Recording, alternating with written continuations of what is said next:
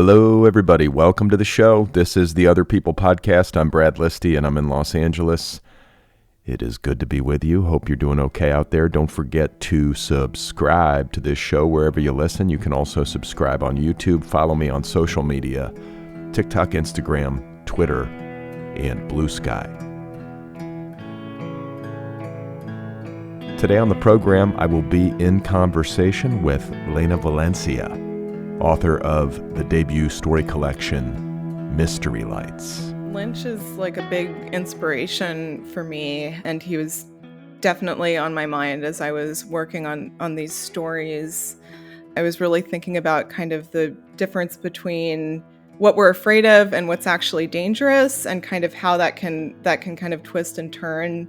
And I was also just thinking about what it's like sometimes to move through the world as a woman, where you're constantly thinking like, is this a dangerous situation, or am I overreacting, or am I being too angry, or being too weird, or talking too loud? These constant, like, this self-doubt that I think we're maybe trained to have. Okay, that was Lena Valencia, author of the debut story collection, Mystery Lights, available from Tin House. Mystery Lights is the official August pick of the Otherppl Book Club. That is my book club. To sign up for the book club, visit otherppl.com/book-club. Mystery Lights is a very impressive debut. These are stories of great range. They are remarkably imaginative, entertaining, unsettling. They combine elements of literary fiction, sci-fi, horror. There are stories about artists, teenage UFO enthusiasts, a slasher flick screenwriter. A lot of the stories take place in the desert, featuring characters who are at their wits' end or in some form of emotional or psychological extremity. I had a great time meeting and speaking with Lena Valencia and talking with her about her life and her work. That conversation is coming up in just a moment. A reminder that I do a weekly email newsletter. I would love it if you would sign up over at Substack, bradlisti.substack.com. And if you listen to this show regularly, if you get something from it, if you appreciate the work that I do, please sign up for the Otherppl Patreon community over at patreon.com/otherpplpod. I think that's it. Can you hear it in my voice? I'm a little bit under the weather. And if I'm being honest, I was a little bit under the weather when I spoke with Lena Valencia. In fact, I was more under the weather then than I am now. I blame it on my son. He's got some sort of like wicked cold, like some sort of summer cold that he transferred to me. I don't have COVID. I tested negative, but I am congested. I think it actually does a little bit of good for my radio voice, right? It's like taking me down an octave or something, but hopefully I was able to conduct a proper interview, and I'm very excited to share that with you right now. Lena Valencia, once again, is my guest. She is the author of the debut story collection, Mystery Lights, out there now from Tin House, official August pick of the Otherppl Book Club. Lena Valencia's fiction has appeared in a variety of publications, including Ninth Letter, Epiphany, and Joyland. She is the recipient of a 2019 Elizabeth George Foundation grant, and she holds an MFA in fiction from the New School.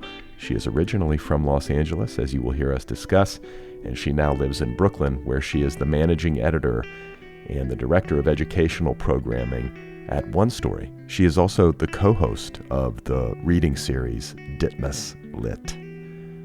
So let's get to today's conversation. Here I am with Lena Valencia, and her debut story collection, one more time, is called Mystery Lights. When I was first starting out, embarking on this project, and I knew I was going to be writing about the desert, it was, kind of a quick Google search, and that was what came up. And I was somewhat familiar with him by name, but I wasn't really familiar with the book. And it kind of helped me think about, I guess, a human's relationship with land in a different way. His values weren't necessarily something that I ascribed to my characters. Actually, he would probably hate them. So I kind of had people doing the opposite of what Edward Abbey would do, and so in that way, I did find it to be a helpful guide.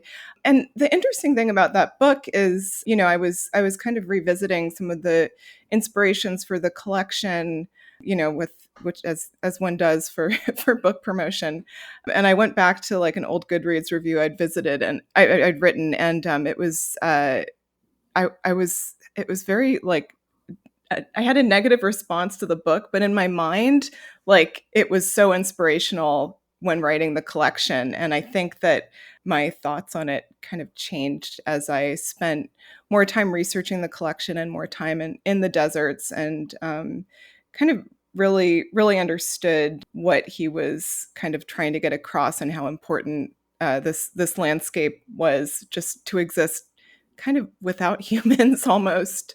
I don't think you can necessarily find a direct link from the stories, but it was certainly in the back of my mind as I was working on them.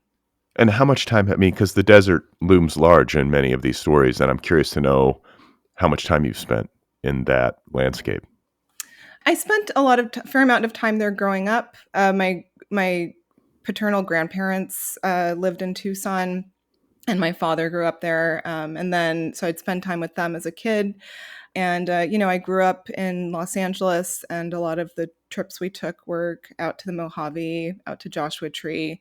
And then as I got, as I moved away and then, got older and finally was able to have a stable enough job where I could travel, it was just a place where my husband and I kind of settled on to go to.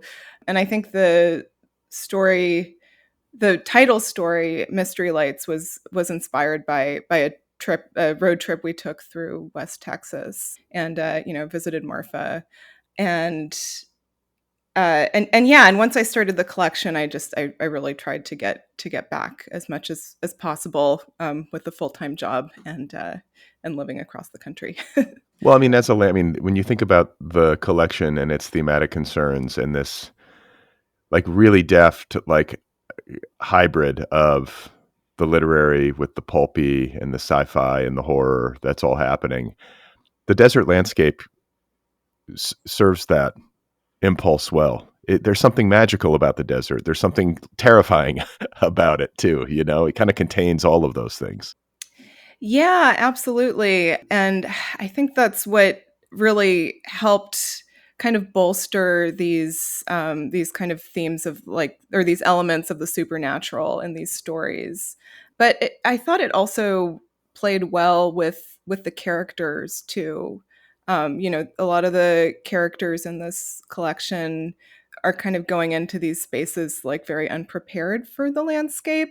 Not all of them, but a handful of them are, and I think that makes for really good fiction. And you mentioned the title story, Mystery Lights, and these lights actually do exist in Marfa. So they say. So they say. Okay. Did you see them?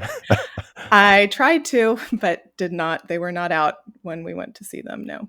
But can you describe what they are for people listening who have maybe not heard of them or have not been to Marfa?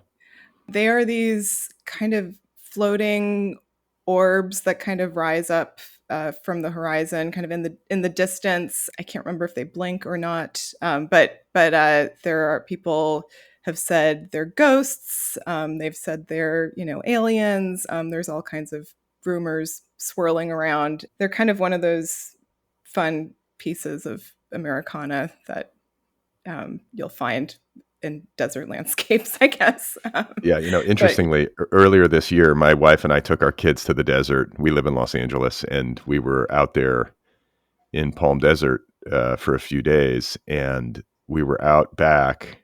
I think we were like making s'mores, as like a family does. Like there was a fire pit, and all of a sudden there was this weird string of lights in the sky that looked like to my eye, it looked like the rotating edge of like a flying saucer. It was huge. And we took videos of it. I was genuinely awed and like just breathless. I was like, oh my God, what are we seeing here? Like I've always wanted to see a UFO or a ghost. I've always wanted to have an authentic supernatural experience, and I was having one. And we were just kind of flabbergasted and talking to one another. I made an Instagram post with a video that I took, and it was this big deal for me for about 10 minutes until I texted my friend, and he was like, oh yeah, that's just Elon Musk's Starlink satellites. And it was true. It was. And it totally deflated me. I went from being like, oh my God, like I've made contact with aliens on the mothership and I've had like a magical experience in my life that will be with me until my dying day. We are not alone in the universe. To all of a sudden being like, oh, it was just like the space toys of like the worst tech bro ever. So Musk disappointing us all the time. Yeah. Have you ever seen a UFO? I've never seen a UFO. No. Ghost maybe, but not seen a ghost, but possibly had an experience with a ghost, but never UFOs. I mean, part of that I feel is because I've lived most of my life in cities and there's too much light pollution to really get a good view of the sky. But yeah, no UFO encounters yet. Yeah. What about this ghost? What happened? This was actually what inspired the story in the collection Clean Hunters, the experience, not the marriage story. But my husband and I were at this, or we were on vacation or just like a weekend getaway at this inn that was I think it was in rural Pennsylvania. And I don't know why I know I chose it. I don't know why I chose it. But anyway, we were there and it was a little kind of creepy. It was an older building and I was, saying, oh, wouldn't it be funny if this was haunted? And I Googled the name of the inn and haunted, and it came up that it had been on a ghost hunting show as a haunted place. And so we kind of laughed it off. And then that night, my husband woke up. I'm trying to get the story right because I've told it wrong before. He woke up to to the door knob kind of rattling, like someone was trying to get in, and then I woke up too, and we both looked, and there was the hallway light was on, and our room was obviously dark, but underneath the door, we couldn't see anyone's feet there. So it was pretty terrifying. Whether or not it was a ghost or a person, we decided to leave the next day. You got out of there. We got out of there because either way, it was not gonna work for us, ghost or person trying to get in at like 3 a.m. So yeah, no. Yeah. My brother-in-law. Yeah, you got a story out of it, right? My brother-in-law was on a business trip, and he arrived at a hotel. I think it was like in like North Dakota. It was like some kind of small town, middle of nowhere type thing. And he gets to a hotel, and they give him his key. And this is late at night. I want to say he got there close to midnight, maybe later. And he goes to his room, opens the door, and there are people in the room. They had given him a key to a room that was already occupied. Oh, God. And so he walks in, and these people scream. I mean, like, Jesus. Yeah, awful. He's like, I could have been shot, but haunts him. It was he was the ghost, I guess. But there's a really impressive range across this collection, and I kind of want to read some of these lines that I pulled from reviews of the book that try to capture what you're doing here. Pop culture myths, ghost tales, and lore that require a religious type faith, which transforms belief into truth, calls on readers to examine the very monsters that walk among us, challenging the nature of beauty, independence, and connection in modern womanhood. Women and girls finding themselves in one kind of American desert or another, a combination of realist and surreal, investigating the limits and horizons of faith in our fictions. Did I miss anything? If I had those saved in my brain, I would be a nightmare person. So. But it is. I mean, like there is like there's a lot going on across this collection, and yet there does feel like there does exist a kind of unity among these stories, despite all the differences. And I guess I just want to know more about how a lot of this originated for you. Like in terms of your reading diet, are you a huge fan of horror fiction? Do you read a lot of like pulpy sci-fi? Like how did all of those elements mix together? I think a lot of I mean, I'm not really a horror or sci-fi reader, actually. I mean, the horror I do read or anything speculative tends to be in like the direction of kind of more, I guess people call it literary. I kind of have take issue with some of those genre terms, but by publishers it's classified more as, as literary. Um, I think that that kind of instinct to kind of weave that into my own writing came partly from those writers. So writers like Kelly Link, and Shirley Jackson, who kind of is more in the on the psychological side of that spectrum. But it mostly came from film and some television shows. That instinct to kind of incorporate that into my work. Do you like horror films? I love horror films. Yeah, I really do love horror films. I'm one of those people that I have very intense reactions to them and tend to get very, very scared and cover my eyes and make noise. But I enjoy the whole trip. I think horror films are the best films to see in a theater. Yeah, it's great to go through that intense experience with other people, depending on the type of film. I mean, sometimes it's just like, people laughing at the screen, which is also fun. But yeah, I remember coming out of Hereditary and just seeing this woman just like she looked totally wrecked, and I kind of felt the same way, and I was like, wow, we just went through that together. Yeah, yeah, yeah. I mean, that's the thing. It's like that kind of collective fear, but I can't do it at home. I mean, it's hard with my kids to like watch anything that violent, at this age, but I also just like I have a hard time watching that stuff and then going to sleep. Can you do that? Can you like watch like some awful horror movie and then just like conk out? I can, depending on how awful it is, sometimes I'll need like a buffer. And Like a palate cleanse where you like yeah, watch like, something like a yeah. dumb YouTube video or something. But yeah, but I do sometimes they give me nightmares. That's just because part of the experience. Well, a lot of these stories I couldn't help but notice feature women in peril, but they also feature in some cases women who transform into kind of like monstrous versions of themselves. So it's kind of doing both things. Can you talk a little bit about that and the feminist or post-feminist themes at work in this collection?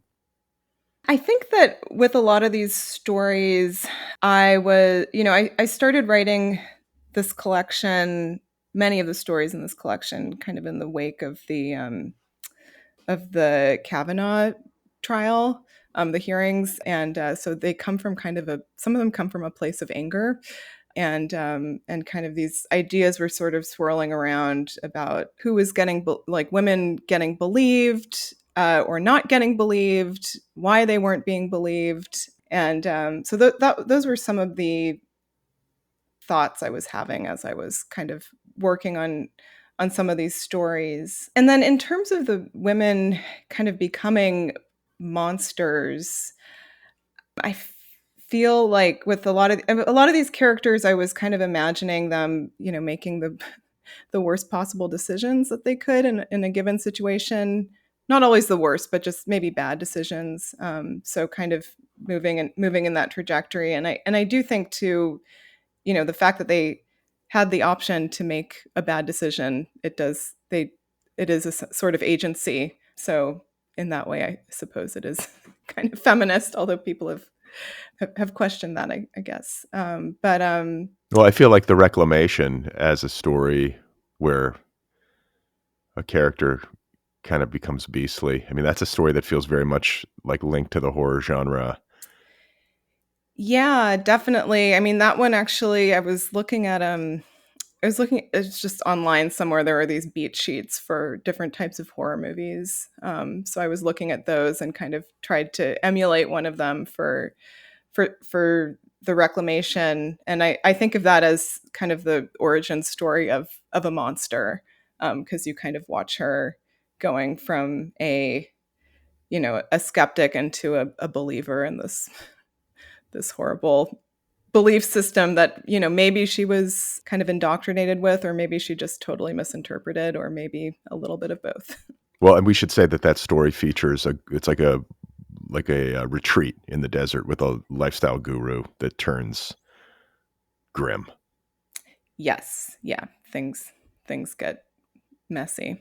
So yeah, I feel like there are so many great like cultural references in this book, and it feels to me like you are a person and a writer who is fluent like in the culture, and you have, like, for example, like, that story, The Reclamation, is kind of a horror story, but it's also a send up of wellness culture, and there's a bit of satire like in there as well. I guess I'm always curious to know how people consume. I think I read somewhere that you're kind of a social media addict. Not that that's really a distinguishing. And I mean, as am I, right? Aren't we all at this point? I feel like there are very few of us who have the discipline to put that stuff down. Yeah, I'm kind of a lurker on social media. I do not have a TikTok, but otherwise I'm on most of the other platforms. When I was working on that story in particular, I think, I was inspired obviously by this, kind of wellness culture, and a lot of it was, I was kind of getting, listening to these podcasts, these kind of self-help podcasts, especially during COVID lockdown. There was a lot of that language kind of floating around. And so, yeah, I was thinking about what would happen if a character took that language and just interpreted it in the worst possible way. And that was what kind of led me to the chaos that happens at the end of that story. In terms of research, that story was really challenging because it was hard to get the language correct without just copying what these other like wellness gurus or like the business gurus, without using copying the language that they were using, but keeping the tone, because they're all speaking in these platitudes and cliches. I found it really challenging to come up with my own. And what I would do is I would like make lists, like for example, Brooke's slogan, I would made lists of the kinds of things she could say. I think it's like my head knows, my heart, my mind knows, my heart glows, or something like that. I'm sorry. Yeah, but you're talking about Brooke. I think it's Brooke Soleil. Is Yeah. that Yes. she's the guru. Yeah, yeah. So I was making these lists of her, her slogans, and I'd Google them and find that they were already in use by someone else. And so finally, I came up with one that was original. So it's harder to send up that culture than it might seem, as much as we laugh about it. Have you ever been on a wellness retreat? Absolutely not. I am not. It's not really for me. But I do know that they can help people. I also know they can be predatory, and so yeah, I don't want to come down and just be anti all wellness gurus, or whatever you want to call them. But I do think that can be dangerous. I mean, there was just some story in the news about this poor woman who was on some sort of spiritual retreat with a group of women, and kind of wandered off into the woods without any. She'd been starving herself because they told her to, and was lost for 4 days in the woods in Colorado. And that's not it's not okay to ask people to do that who are like trusting you. So yeah. Wait, she was fasting? She was fasting. Yeah, they were told, the women were told to fast, and which is not something you should do when you are living in the wilderness. Yeah. Well, I mean, you'll also hear these stories about people going to these like sweat lodges in the desert, and then somebody will die of heat stroke or something inside of these things. And Yeah, that was a big inspiration for this story. Actually, that incident in the desert. Yeah, that was. I mean, you that was that was just horrible in so many ways. Appropriating a Native American tradition and doing it incorrectly and killing people, I think is like a metaphor for the worst aspects of that kind of new age culture. So another thing that I noticed in the collection and really admired was the ways in which you were able to work. And this is kind of tied to this horror genre, but it feels more true to life in a way, and maybe a little bit more like Lynchian and odd. It's like the nightmare logic of a story and the way that you can apply that to situations and scenes that are more everyday. You know, it's not like the Marfa It's like, I'm thinking of I think it's the opening story, Dogs, where this woman is out in the desert and all of a sudden there's this like pack of dogs following her. And then she gets picked up by a guy, you know, kind of rescued by this guy in a truck. And then that becomes menacing. You do a very good job of making those situations like vivid and unsettling. Can you talk about, I mean, is that the right way to characterize it? Nightmare logic? I feel like Lynch does a really good job of that. And I think maybe I read an interview you did where you mentioned this, where he's able to take these kind of ordinary, everyday tropes and twist them into something menacing. Yeah, Lynch is like a big inspiration for me, and he was definitely on my mind as I was working on these stories. And yeah, I think that story that you're talking about, Dogs, I was really thinking about kind of the difference between what we're what we're afraid of and what's actually dangerous, and kind of how that can kind of twist and turn. So, the character, Ruth, is walking through the desert and hears a dog behind her and assumes that it's just, someone walking their dog through the desert, and then all of a sudden it becomes something much more dangerous. It's these dogs that aren't on leashes, and then in turn that's questioned by this driver who she assumes, is kind of, she thinks is almost sweet looking, and just assumes the best, kind of based on what he looks like, and then he turns out he's a total kind of a creep, but never actually like is physically violent with her.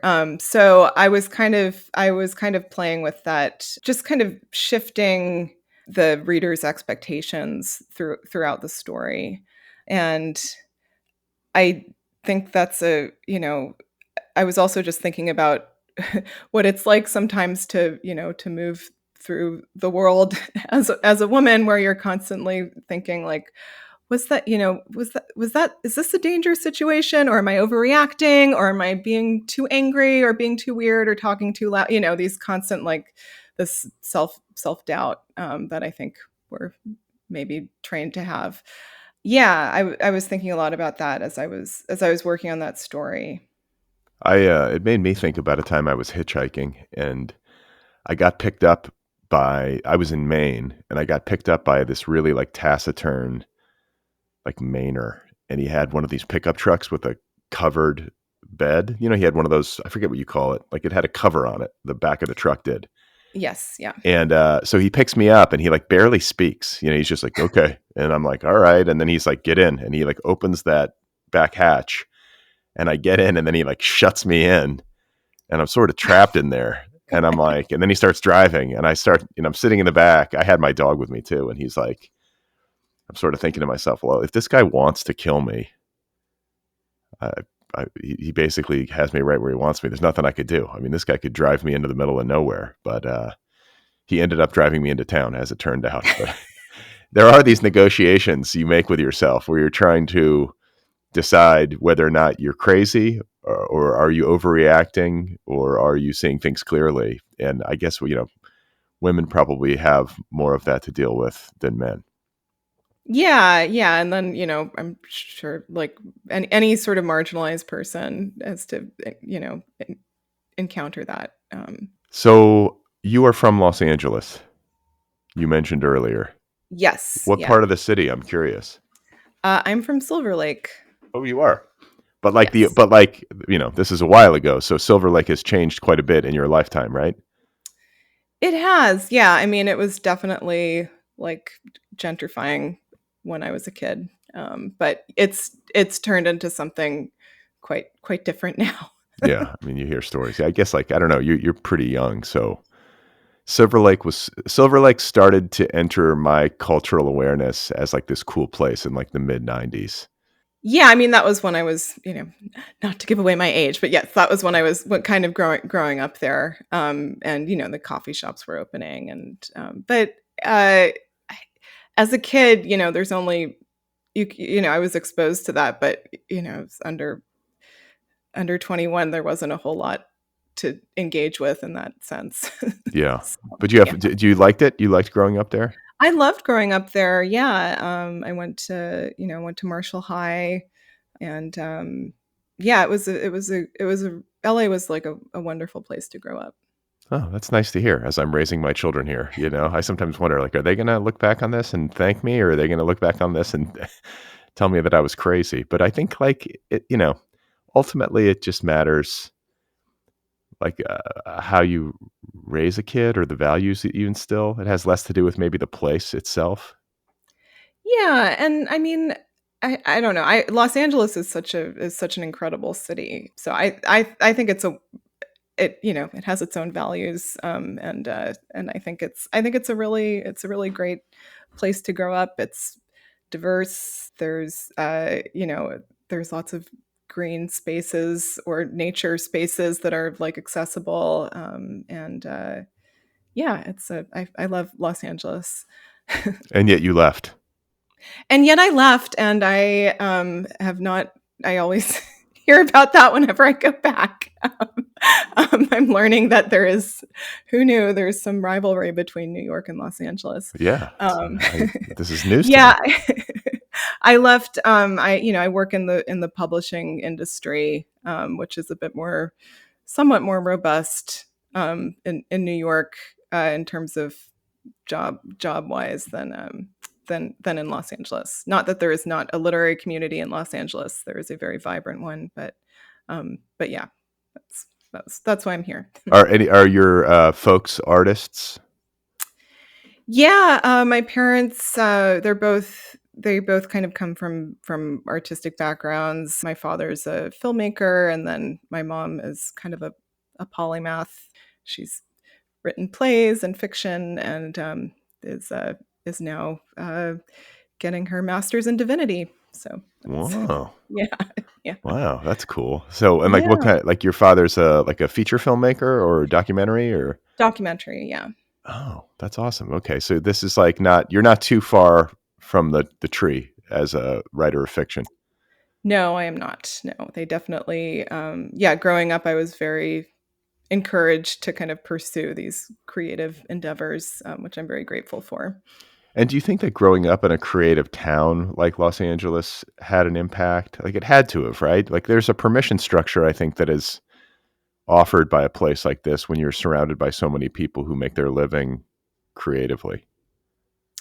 Yeah, I think it did. I was part of this really cool program, called Right Girl as a teenager, and I think it had kind of just started around when I joined, but it paired teen writers with adult mentors, women writers with adult women mentors, and having that kind of structure. You'd meet every week and kind of work together, and I don't know, having that structure and have like an adult that wasn't my parents tell me that what I was doing, like the really weird stuff that I was working on was great, was something that was really meaningful to me, and I think kind of helped me keep going. Who are your mentors? Anybody we know, or is it just local folks who are? It was, I'm still, friendly with her on Facebook, but yeah, it wasn't like a, famous famous writer Oh, or okay. anything. Well, I that's wish I could say that, but no, she was fantastic, and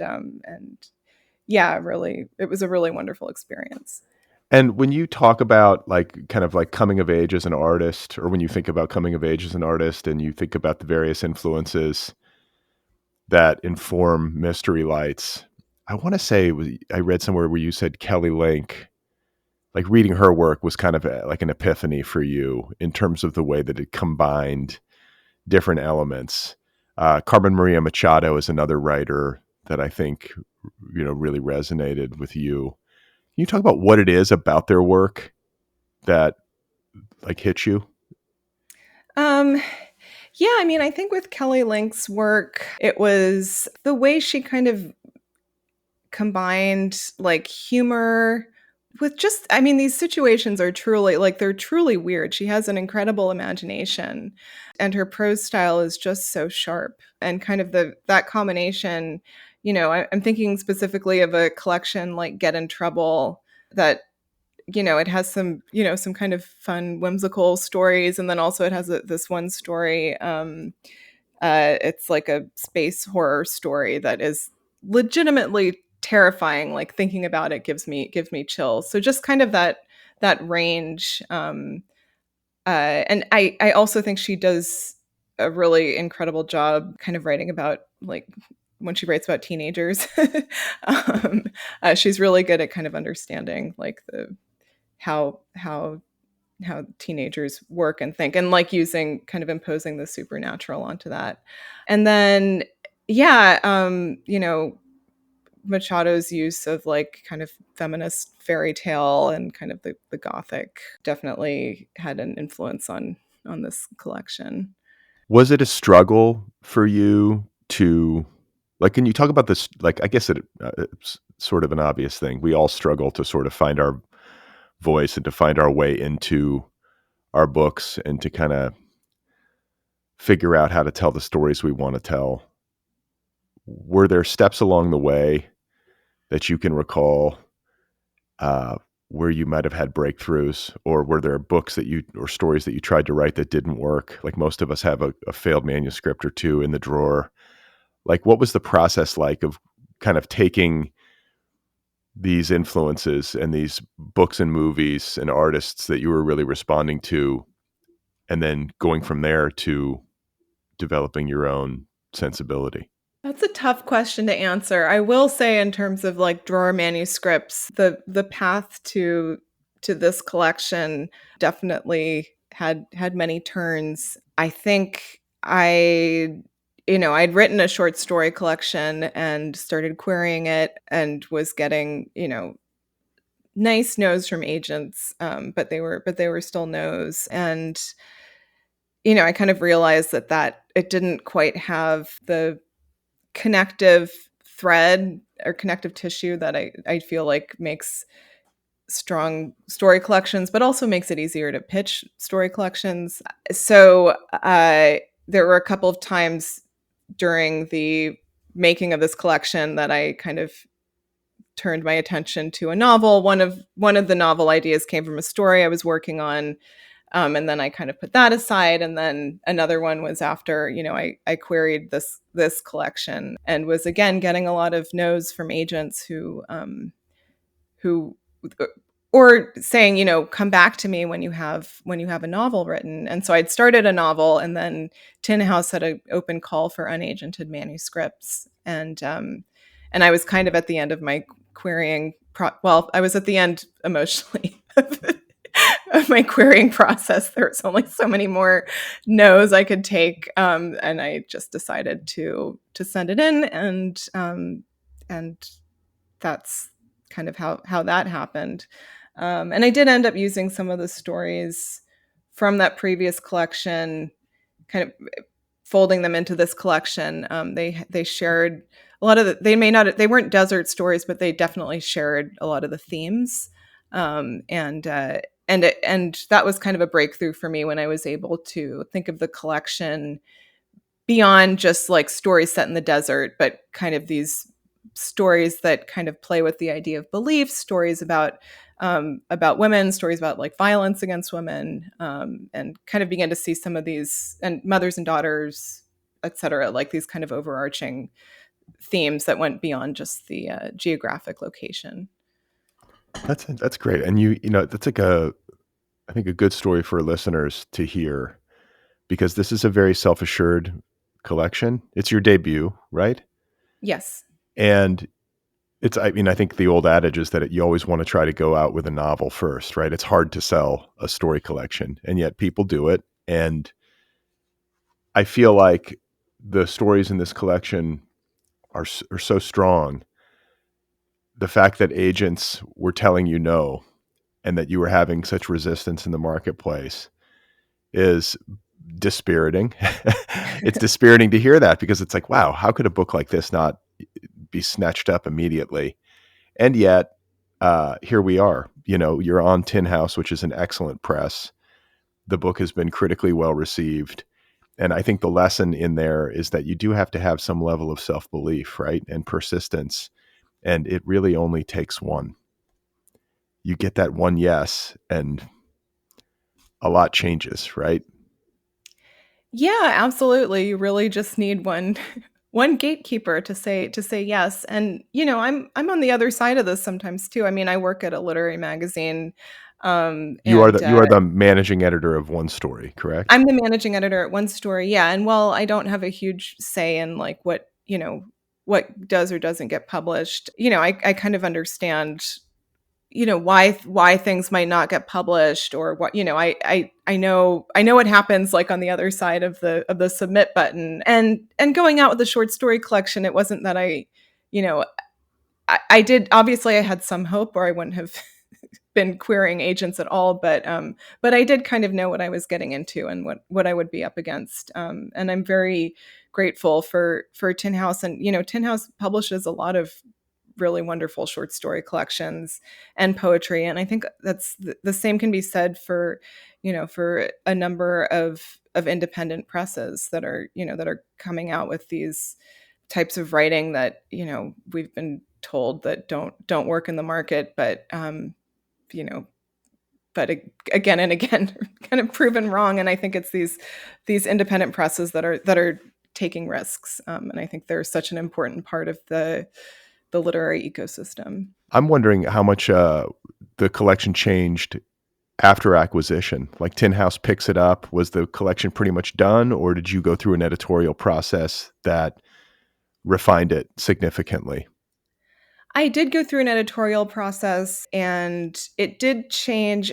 It didn't, I wouldn't say it changed drastically. It happened. Everything happened very fast. So I was, it was acquired like June of 2023, and now it's August of 2024, and it's out in the world, which is just such a trip to me, how fast that all happened. But yeah, I did go through an editorial process. I actually wrote a new story, Vermilion. I wrote kind of after my first meeting with the editor, and I ended up cutting a story, adding a new one, and then just kind of refining the stories. I think I changed, not changed, but I kind of added on to the ending of one of the stories of Reaper Ranch. My editor really kind of helped me fine tune that.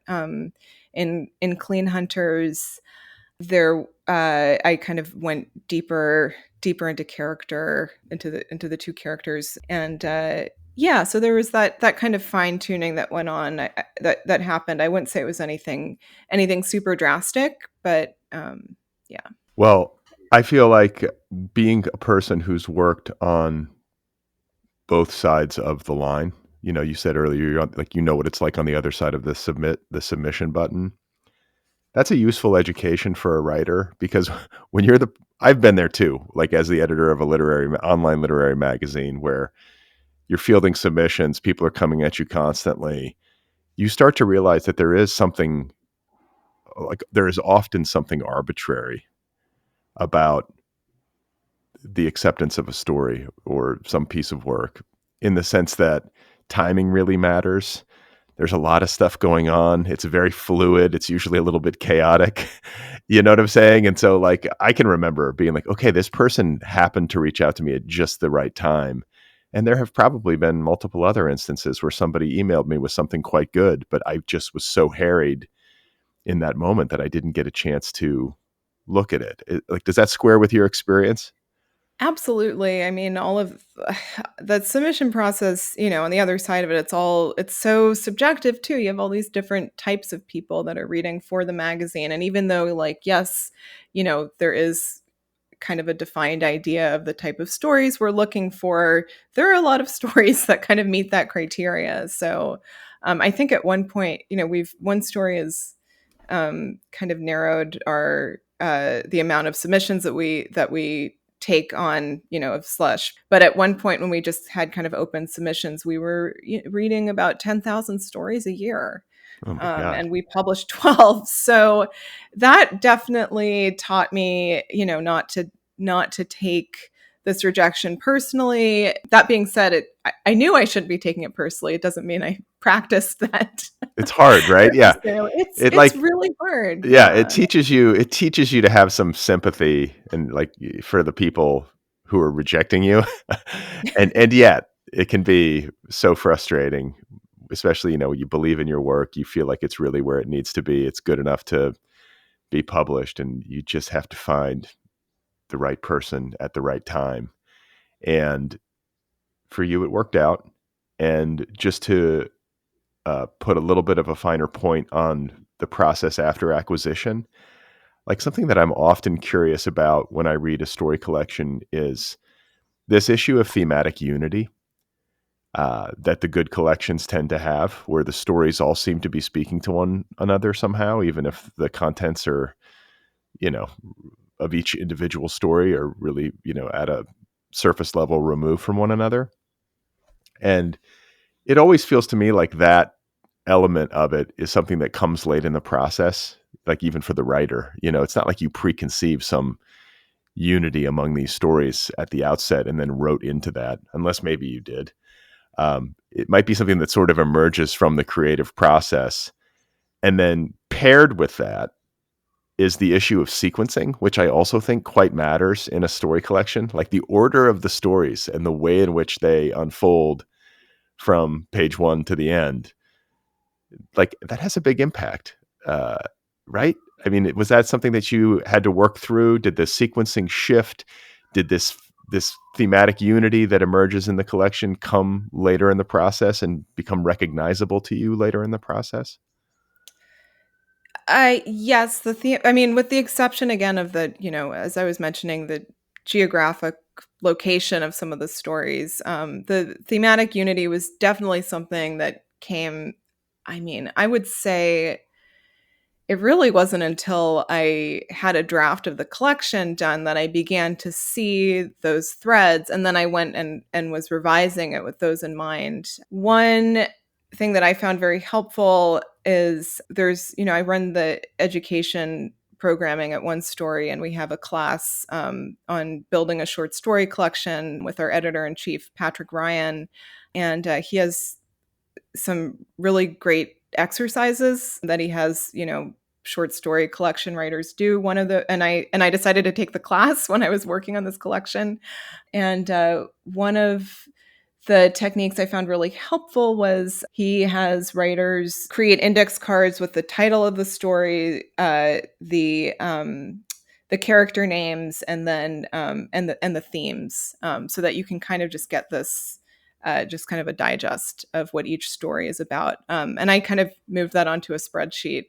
So I have this spreadsheet of what all the themes are of each story, and and by doing that, I was really able to see like, oh, like there's so much more connective thread here than just than geographic location, and I it really helped me understand weirdly like what it was that I was drawn to and what it was that I was writing about, which you can't really see when you're working on when you're just working on a story, you're just thinking of the story. You're not like, well, I want to write a story about like the, complex relationships between mother and daughter. You're thinking about like, no, I'm writing a story about, this woman who gets chased by dogs in the desert and has some stuff going on with her daughter.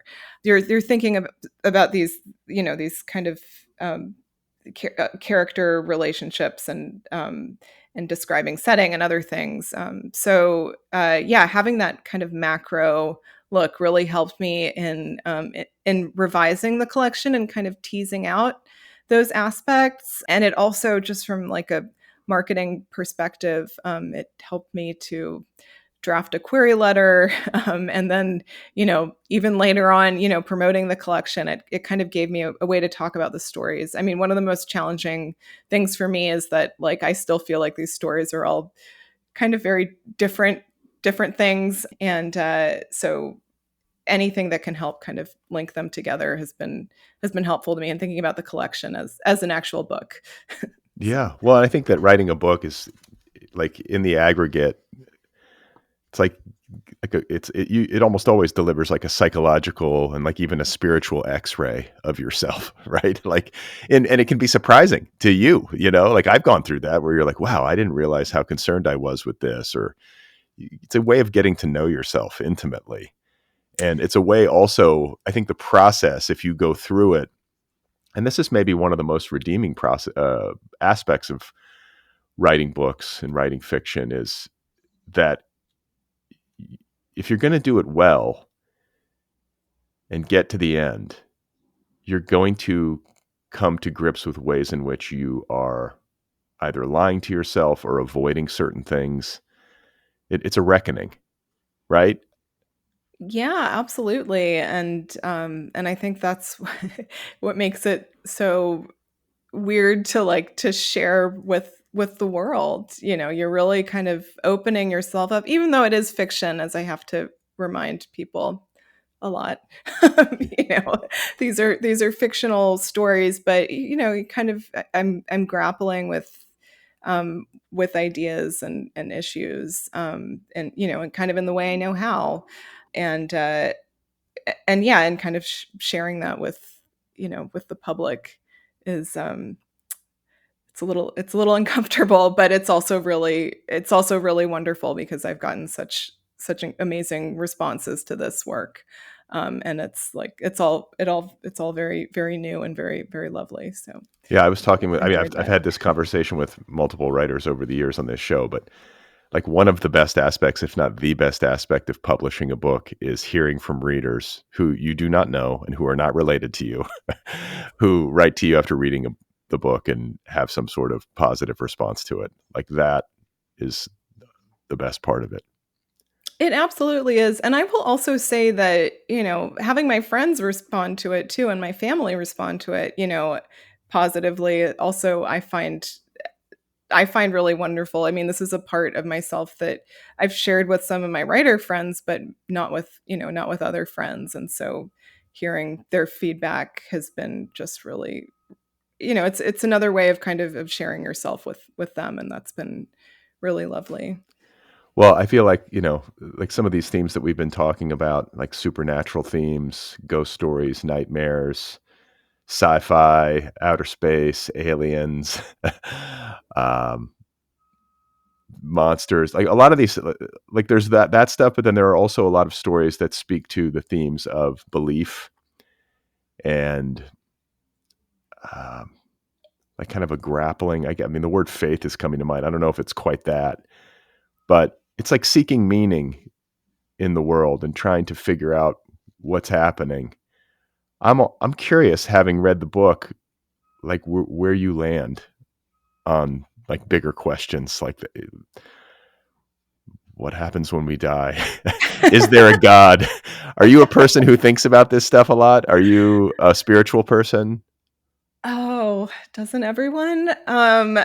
It's interesting. I've never really thought about like the spiritual in connection with my work, but I guess I do kind of grapple with these issues of belief, and that is, that's also what people of faith, I guess, think about. I mean, you were raised in Silver Lake. I can't imagine you were raised super religious, but maybe you I were. I was not raised religious. My mother and brother converted to Buddhism when I was a little older, actually. So I do they're definitely like they're the spiritual side. Um, so it's something that I've thought about. I Yeah, I'm not really sure how those kind of larger questions would apply to those stories, except for, these characters just kind of thinking about, how to exist in the world and how to survive in the world. Yeah. How do you do that? I They don't know. Yeah, exactly. So it's a fluid situation, one day at a Yeah. time. Yeah. So making this debut, has it lived up? I mean, I think we all, like, each book is its own, it's its own experience, and it's always exciting and nerve-wracking to publish a book. Maybe nerve-wracking in ways that we don't necessarily quite understand until it happens. Does that square with your experience? Like, you kind of alluded to it earlier, putting these stories out into the world. Very exciting, very gratifying. Also a little bit terrifying and unsettling. Yeah, there's been that aspect, but mostly I think I really tried to approach this having, I don't want to say low expectations, but definitely just kind of, I really didn't know what to expect from this collection. I knew it was coming out with an independent press. I knew I, wasn't getting sent, on book tour all over the world or something like that. And so but everything that's happened has just been just such a delightful surprise. And maybe that's because maybe I did have low expectations, but Which, by the way, I mean, not a bad thing to have. I don't think it's necessarily a negative thing. It's not like you're yeah, expecting things to be awful, but I think, like, you have to be somewhat of a realist when you're yeah, publishing literary fiction, and you work on the other side of it, and you live in New York. Like, you have a sense of how this stuff goes. yeah. I mean, there's just, I mean, there's so many books out there, and so the fact that people were, picking up this one to read is like, that means a lot to me. So yeah, mostly the publication process has been really wonderful. Yeah, I mean, like I said, it has been a little stressful. Just I think it's just normal anxiety that comes with, with putting out a book. And one of the things that has helped, besides therapy, which I recommend, but also has been talking to, I'm lucky to have other friends who are writers and who have published books before and who are just like, you're not crazy. This is totally normal. And that has been very helpful in getting through the, all those jitters leading up to pub day. So there is something cinematic about these stories, and again, I'm like going to harken back to your Los Angeles upbringing. I feel like when you live here, you have, I don't know, I feel like the movie business might, like, get into your brain through osmosis. But do you have any interest in screenwriting or writing for TV or adapting your own work? Yeah, I do. I have not tried it, but it is it's a pipe dream of mine. Maybe it'll become real someday. Well, I Um, think it could be. I mean, the kind of work that you're doing, I feel like, lends itself well. Like, having these sort of, like, I don't know, it's like this hybrid, this poppier horror sci-fi mixed with, like, deep character study. I think it could work. And I think you could even maybe adapt some of these stories. I think some of these stories could be extrapolated into either a movie or some sort of television series. And have you ever tried your hand at it? Like, have you ever? Not I have not seriously tried my hand at screenwriting. No, I think I've always kind of prioritized the, literary fiction. But if the opportunity came up, it's something I would love to try. And I do think, these stories, they've been called cinematic, and I think part of that is because I am like very much visualizing them. I mean, as I was kind of organizing this collection, I noticed all these references to light and darkness and shadows and, things that are kind of that would be visually striking on a screen. So yeah, so there's that aspect of it. But I've never written a screenplay. It's a type of writing that I'm not not familiar with. And are you working on anything new? Right now I'm working on promoting the book. But I have been working on a horror novel. Any hints?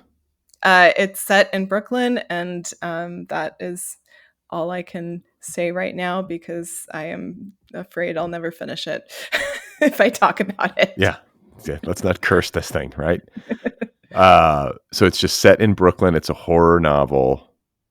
I think I read somewhere it has something to do with like Brooklyn brownstone. Yeah, it's set in Park Slope, and yes, that's what I'll give you. Okay. But I'm thinking like, I don't think I've read a horror novel set in Brooklyn. That's something I've read a lot of novels set in Brooklyn, but I have not read a horror novel. Are there any precedents that you can think of that have inspired you that might happen there? Not in Brooklyn. I mean, this one definitely, I'm, looking at Dracula. That is my inspiration. But right now that's the big inspiration. And then again, it's like very early stages, so I'm just kind of opening, keeping my eyes and ears open.